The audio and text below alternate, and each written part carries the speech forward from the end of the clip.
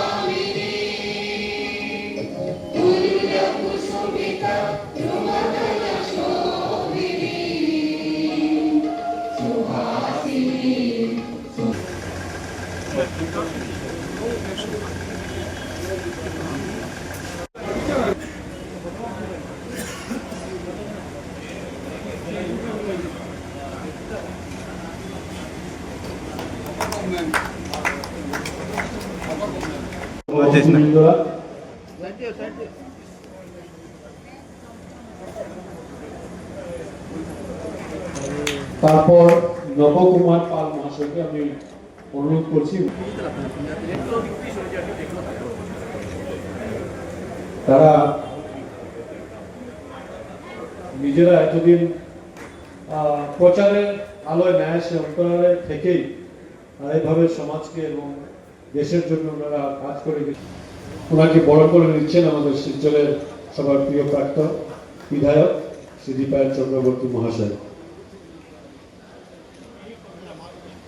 আমরা সবাই জানি, কিন্তু এটাকে বিস্তারিতভাবে আমরা প্রত্যেকের জানা প্রয়োজন যে ভারতবর্ষের এই দিনটি, আজকের যে দিনটি, আমরা কত কঠিন দিনের সম্মুখীন হয়েছিলাম।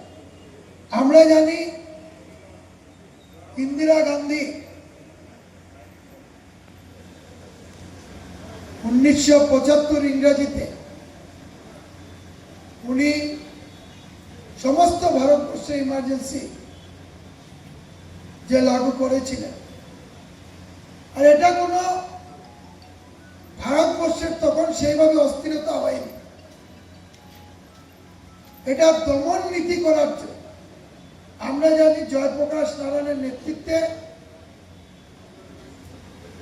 আমরা বর্তমান তখন যখন সরকার ছিল সেই সরকারের কিছু নীতির জন্য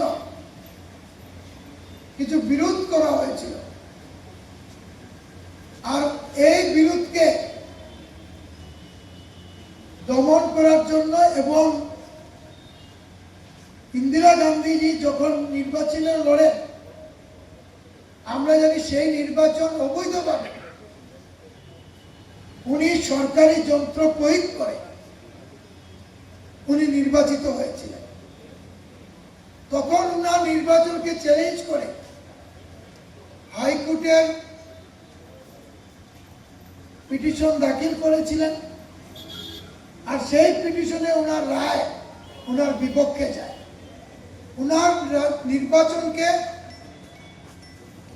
বাতিল করা দেওয়া হয় এবং উনি যখন দেখলেন যে উনি আর নির্বাচনে দাঁড়ালে হয়তো ওনার পরাজিত হতে পারেন, আর উনি হাইকোর্টের রায়, এলাহাবাদ হাইকোর্টের রায়কে উনি, আমরা বলি অনেক সময় যে আদালত আমাদের সর্বোপরি।